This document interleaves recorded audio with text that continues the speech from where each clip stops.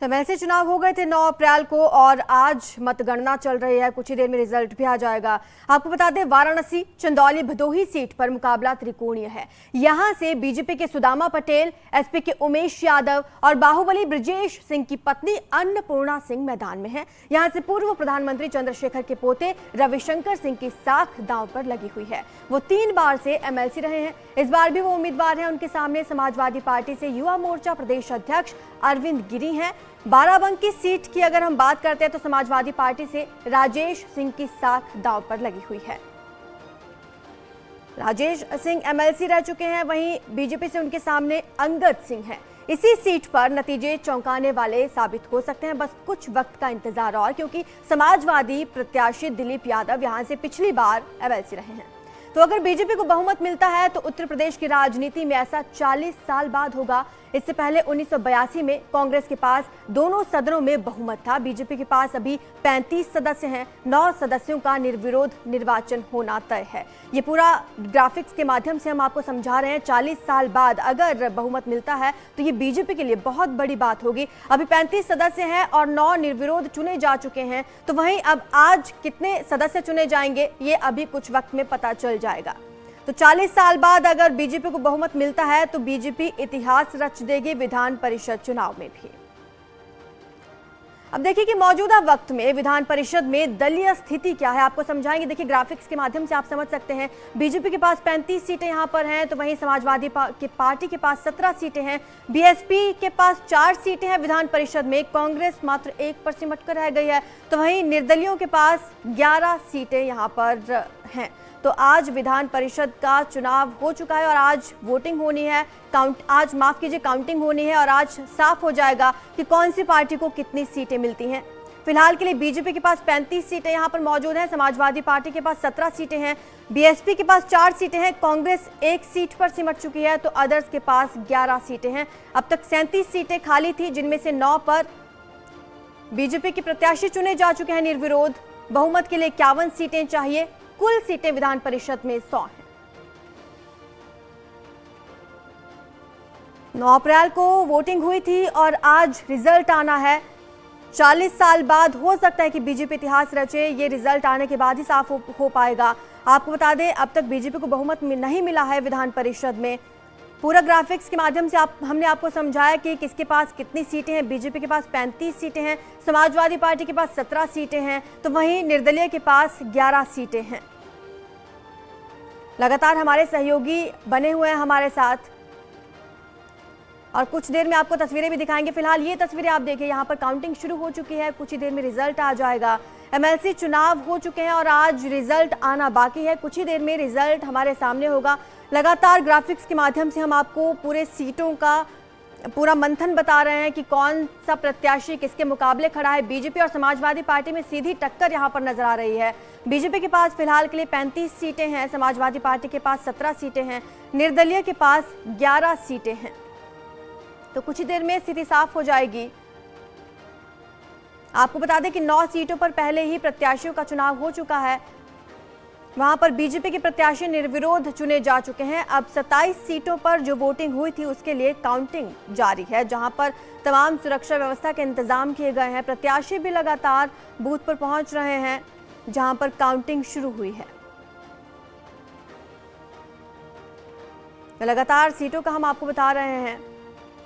Ayodhya Ambedkar Nagar seat पर जहां पर बीजेपी के प्रत्याशी हैं, उनके सामने समाजवादी पार्टी के प्रत्याशी के बीच सीधे तौर पर टक्कर नजर आ रही है। तस्वीरें आप देखिए, यहां पर काउंटिंग शुरू हो चुकी है और कुछ ही देर में रिजल्ट आ जाएगा। आपको बता दें कि 36 सीटों में से 9 सीटों पर बीजेपी के प्रत्याशी निर्विरोध चुने जा चुके हैं। 27 सीटों पर वोटिंग हुई थी 9 अप्रैल को और आज काउंटिंग शुरू हो गई है। कुछ ही देर में रिजल्ट हमारे सामने होगा। एक बार फिर से आपको बता देते हैं कि मौजूदा वक्त में विधान परिषद में दलीय स्थिति क्या है। समाजवादी पार्टी के पास 17 सीटें हैं फिलहाल।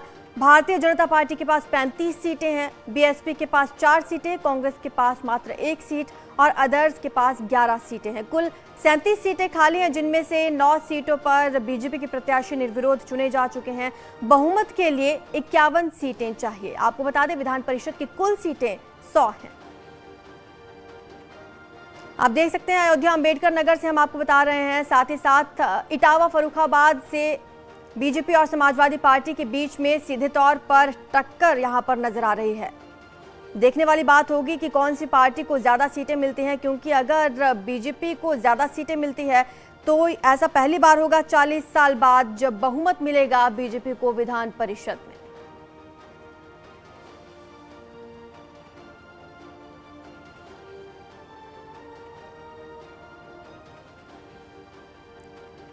विधानसभा चुनाव के बाद अब विधान परिषद चुनाव में भी सीधे तौर पर समाजवादी पार्टी और बीजेपी में टक्कर देखने को मिल रही है, जहां पर प्रत्याशी आमने सामने हैं 9 सीटों पर। हालांकि बीजेपी को जीत मिल चुकी है, निर्विरोध चुने जा चुके हैं प्रत्याशी, लेकिन 27 सीटें ऐसी हैं जिन पर वोटिंग हुई है और आज काउंटिंग चल रही है और कुछ ही देर में रिजल्ट हमारे सामने होगा। जौनपुर सीट पर ब्रजेश सिंह और डॉक्टर मनोज आमने सामने हैं, तो वहीं मुरादाबाद बिजनौर सीट पर सतपाल सैनी और अजय प्रताप सिंह आमने सामने नजर आ रहे हैं। अगर बात आजमगढ़ की करें, अरुण कांत यादव और राकेश यादव आमने सामने हैं इस सीट पर। झांसी जालौन ललितपुर में रमा और श्याम सुंदर आमने सामने हैं। साफ तौर पर यहां पर समाजवादी पार्टी और भारतीय जनता पार्टी में सीधे तौर पर टक्कर है।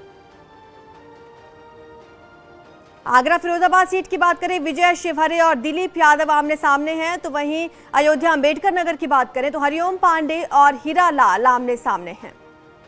बीजेपी के प्रांशुदत्त द्विवेदी और एसपी के हरीश यादव आमने सामने हैं, तो वहीं प्रतापगढ़ में हरि प्रताप सिंह और अक्षय प्रताप सिंह के बीच सीधे तौर पर टक्कर देखने को मिली। वाराणसी में सुदामा पटेल और उमेश यादव आमने सामने हैं। तो वाराणसी को यूं तो बीजेपी का गढ़ माना जाता है, लेकिन आज देखने वाली बात होगी कि कौन सा प्रत्याशी ये चुनाव जीत पाता है।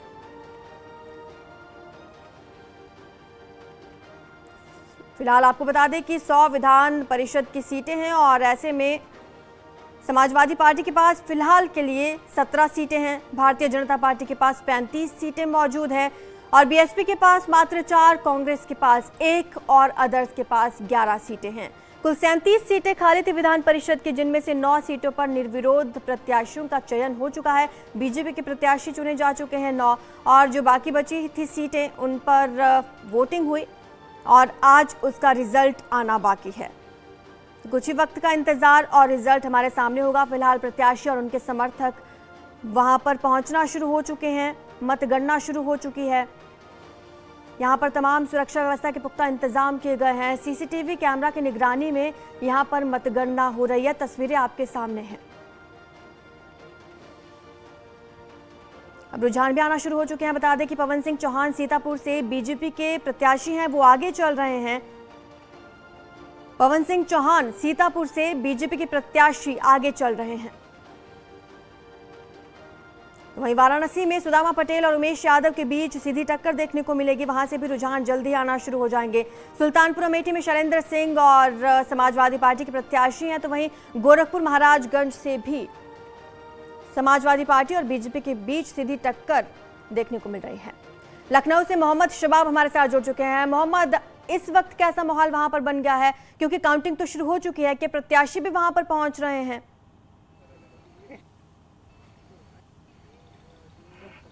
नहीं, प्रत्याशी नहीं पहुंचते हैं इन चुनावों में। मतगणना में हमेशा जो काउंटिंग एजेंट बनाए जाते हैं पार्टियों की तरफ से, वो पार्टी से 5 काउंटिंग एजेंट होंगे, वही मौके की निगरानी करते हैं और उन्हीं की ही जो है निगरानी में पूरी मतगणना जो होती है वो होती है। प्रत्याशी नहीं पहुंचते हैं, ये बात साफ होती है।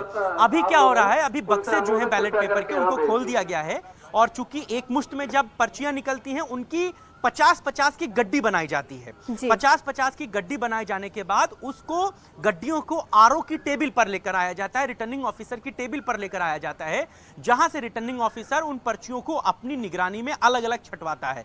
मान लीजिए कि किसी सीट पर 2 प्रत्याशी हैं, उदाहरण के तौर पर लखनऊ की सीट की अगर मैं बात करूं, 2 प्रत्याशी भाजपा और सपा के, तो उसमें जो वोटिंग जो हुई थी उसमें सिर्फ पर्ची पर प्रत्याशी के नाम के आगे, फोटो के आगे नंबर 1 या नंबर 2 लिखना रहता है। समाजवादी पार्टी के जो वोटर होंगे वो अपने प्रत्याशी के आगे नंबर 1 और भाजपा के आगे नंबर 2 लिखेंगे। इसी हिसाब से गणना जो होती है वो होती है। पर्चियों को 50-50 की गड्डी में आरओ की टेबल पर लाया जाता है, वहां से फिर छटनी होती है। ये प्रोसेस अभी चल रहा है। फिलहाल अभी रुझान नहीं आया है। पहले बक्से के जब जो है वो पर्चियों को गिन लिया जाएगा तब रुझान आएगा। लेकिन सुरक्षा व्यवस्था बहुत अलर्ट है। कुछ सुरक्षा व्यवस्था के आपको कलेक्ट्रेट के परिसर की पूरी तस्वीरें मैं आपको दिखाना चाहूंगा। पूरे कलेक्ट्रेट परिसर को त्रिस्तरीय सुरक्षा व्यवस्थाओं में बांटा गया है। यूपी पुलिस के अलावा पैरामिलिट्री फोर्स को लगाया गया है। कहीं पर कोई चूक ना हो जाए उसके लिए पूरे माकूल बंदोबस्त किए गए हैं। जिलाधिकारी से लेकर के पुलिस कप्तान तक सब मौके पर मौजूद हैं। हर तरीके से बारीक जो है वो निगाह रखी जा रही है। मतगणना ये मान के चलिए कि 8 बजे से शुरू हुई है तो आसपास पहला रुझान आना शुरू होगा और रुझान के बाद चूंकि लखनऊ और उन्नाव की सीट पर 3,500 के आसपास वोट हैं तो 2 बजे के आसपास जो है वो नतीजे जो है वो मुमकिन है लखनऊ का वो आ जाएगा। लेकिन ठीक है, वाराणसी से उपेंद्र द्विवेदी भी हमारे साथ जुड़े। उपेंद्र, मोहम्मद शवाब से हमारी बात हो रही थी, उन्होंने बताया कि बूथ पर प्रत्याशी नहीं उनके एजेंट्स पहुंच रहे हैं। लेकिन आपने समाजवादी पार्टी के प्रत्याशी से भी बात की सुबह, तो क्या बीजेपी के भी प्रत्याशी वहां पर पहुंचे हैं क्या, या फिर अपने एजेंट्स को उन्होंने भेजा?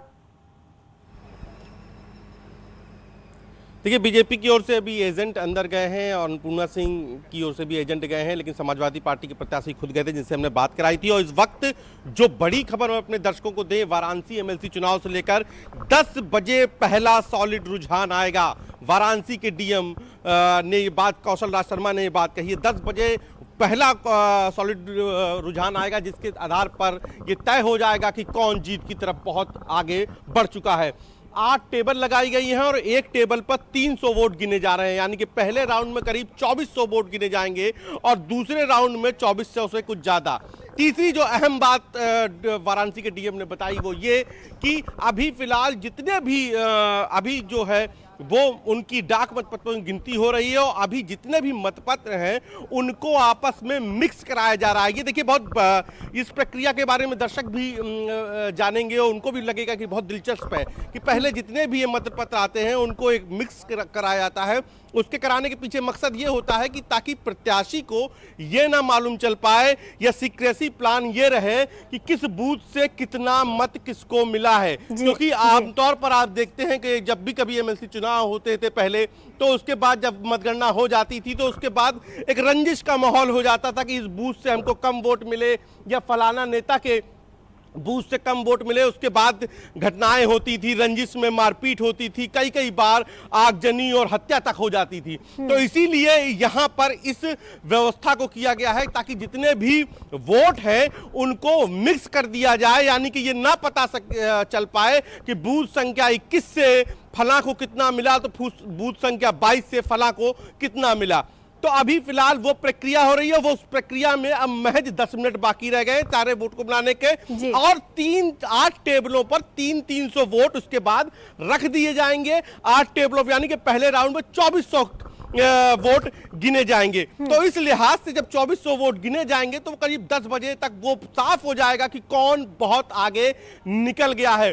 दूसरे राउंड में 2400 से कुछ ज्यादा वोट गिने जाएंगे और उससे बाद ये तय हो जाएगा कि अब क्या जरूरत है। ये कि दूसरी अहम बात अपने दर्शकों को हम बता देते हैं, तस्वीर के साथ ये बात बताते हैं कि अगर एक प्रत्याशी को 50% से ज्यादा वोट मिल गए तो ये मान लिया जाएगा कि वो जीत गया। अगर प्रत्याशी को 50% से कम वोट मिलता है तब फिर दूसरे राउंड की मतगणना होगी और उसके बाद फिर एक अलग नियम एमएलसी चुनाव में लागू हो जाता है कि जो सबसे पीछे वाला होता है उसके वोट ट्रांसफरेबल हो जाते हैं, यानी कि जो आगे होता है उसको वोट ट्रांसफर होते जाते हैं। तो क्या ये तीसरे चरण की मतगणना की जरूरत पड़ेगी वाराणसी में? ये 10 बजे के बाद तय हो जाएगा, क्योंकि उसके बाद पहले चरण के 2400 वोट गिन लिए जाएंगे, दूसरे चरण के भी करीब 2400 से ज्यादा वोट गिन लिए जाएंगे। उसके बाद ये तय हो जाएगा कि कौन बहुमत के साथ आगे निकल गया है या क्या किसी को 50% ज्यादा वोट मिल गए हैं और जीत का सेहरा अब उसके बनने की सिर्फ महज औपचारिकता बाकी है। तो ये तमाम सारे सवाल, तमाम सारी जो जिसे कहते हैं जानकारियां, ये कुछ ही देर में आने लगेंगी और फिलहाल जो है पहले चरण की मतगणना शुरू हो गई। मैंने बताया था वोटों को जो मिक्स करने का काम है वो हो गया है, सीक्रेसी प्लान पूरा हो गया है और अब वोटों की गिनती की जा रही है। तो यहां से हम आपको फिर एक बार तस्वीर दिखाते हैं कि यहाँ पर अब जो वोटों को, अभी आपने देखा होगा कि पहली पेटी लेके आगे गई थी, उसके बाद ठीक है उपेंद्र, मैं लौटती हूँ आपके पास। हमारे साथ मोहम्मद शवाब लखनऊ से लगातार बने हुए। मोहम्मद, जिस तरह से जब विधानसभा चुनाव हुए थे उस समय विपक्ष ने निशाना साधा था और सवाल भी उठाए थे चुनाव पर, इस बार जब विधान परिषद के चुनाव हो रहे हैं तब भी सवाल उठाता हुआ नजर आया विपक्ष। अब तक किसी का ऐसा बयान सामने आया कि काउंटिंग पर सवाल उठ रहा हो?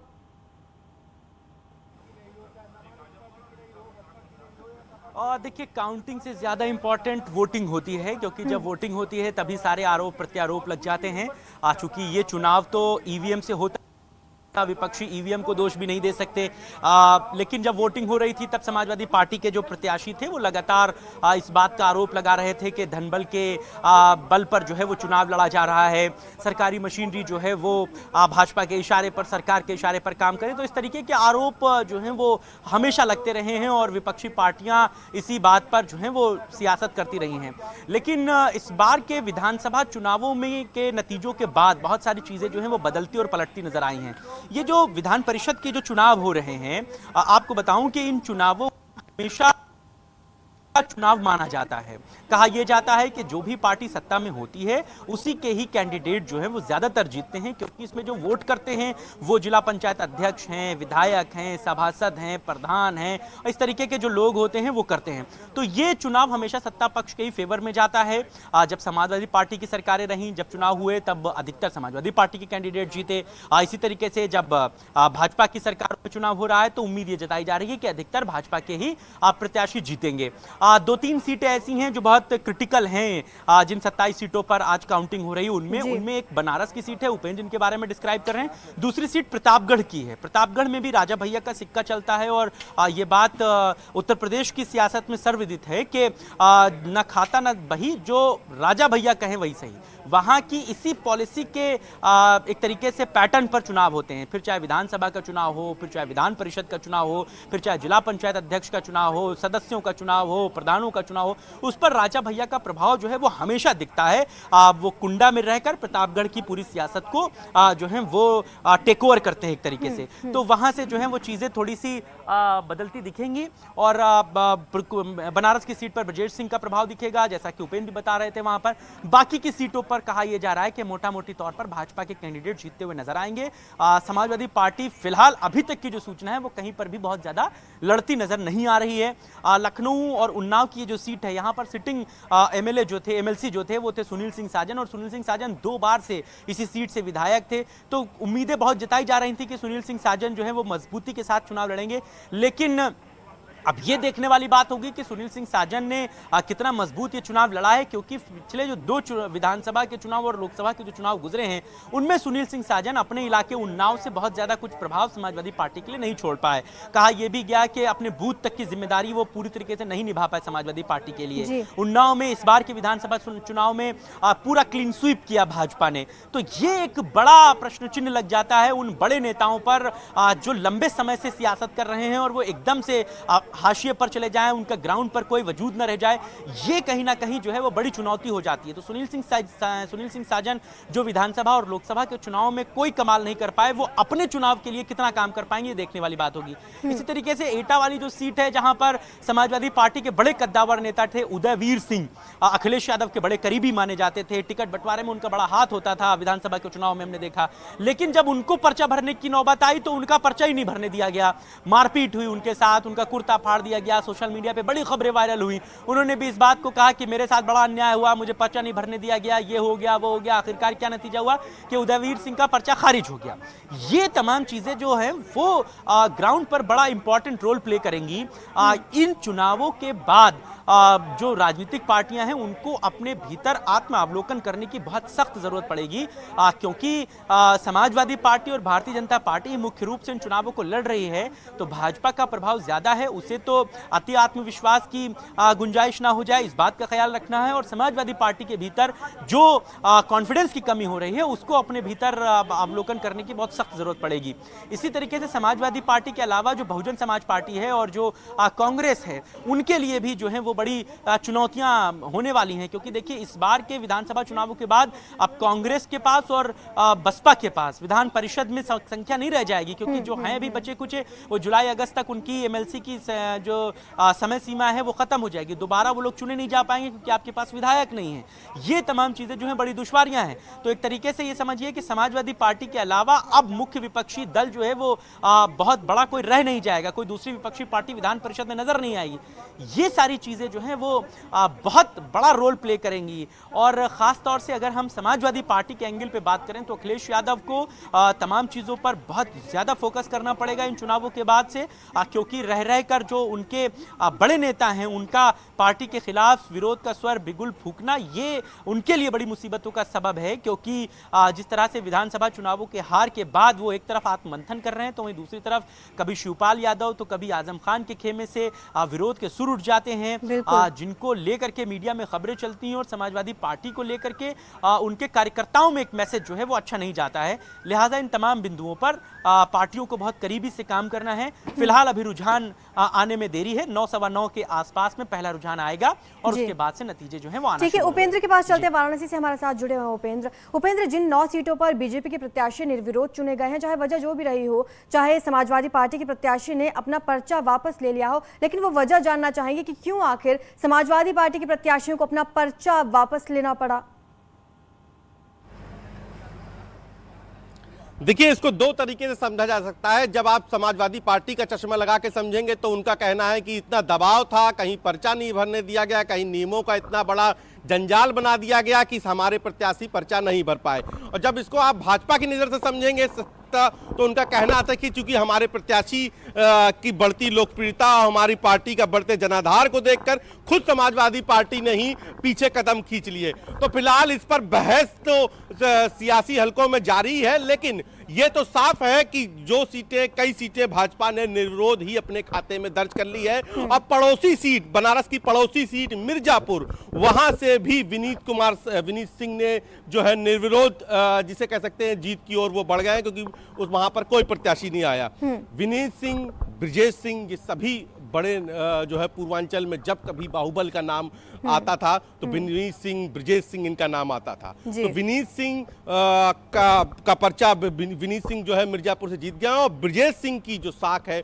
वो यहाँ पर बनारस वाली सीट पर दांव पर लगी है। अन्नपूर्णा सिंह मैदान पे है और लंबे समय से मैंने जैसे बताया कि ब्रजेश सिंह के परिवार में ही ये सीट रही है। मौजूदा वक्त में खुद ब्रजेश सिंह ही यहाँ से एमएलसी है और निर्विवाद एमएलसी है। उससे पहले अन्नपूर्णा सिंह रही है, उससे पहले ब्रजेश सिंह। ठीक है, वाराणसी का तो आपने बताया उपेंद्र, हम एक बार आजमगढ़ की बात कर लेते हैं। आजमगढ़ को समाजवादी पार्टी का गढ़ माना जाता है, वहां पर आप किस तरह से टक्कर देख पा रहे हैं बीजेपी और समाजवादी पार्टी में?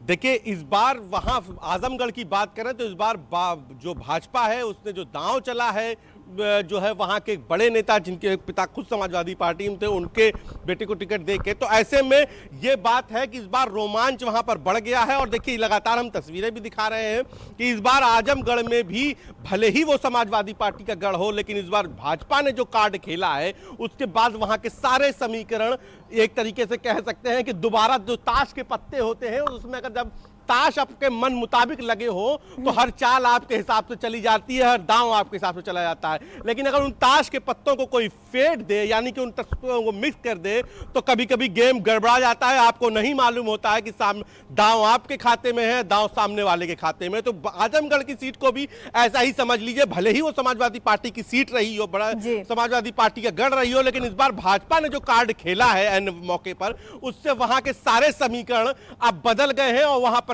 जो नतीजे हैं वो बड़े ही चौंकाने वाले आ सकते हैं। और भाजपा वहां के नतीजों को लेकर बेहद उत्साहित है। हमारी भाजपा के सीनियर लीडरों से आजमगढ़ सीट को लेकर बात हुई तो उन्होंने कहा था इस बार आप जो गढ़ की बात कहते थे वो आपको गढ़ धराशायी होता दिखाई देगा। यानी कि संकेत साफ थे, यानी कि उत्साह साफ था कि भाजपा इस बार आजमगढ़ वाली सीट पर भी बड़ा कोई करिश्मा करने जा रही है।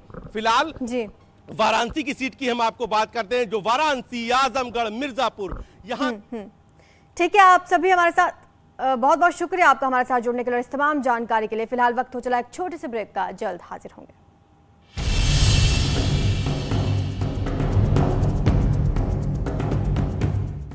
प्रतियोगिता में 28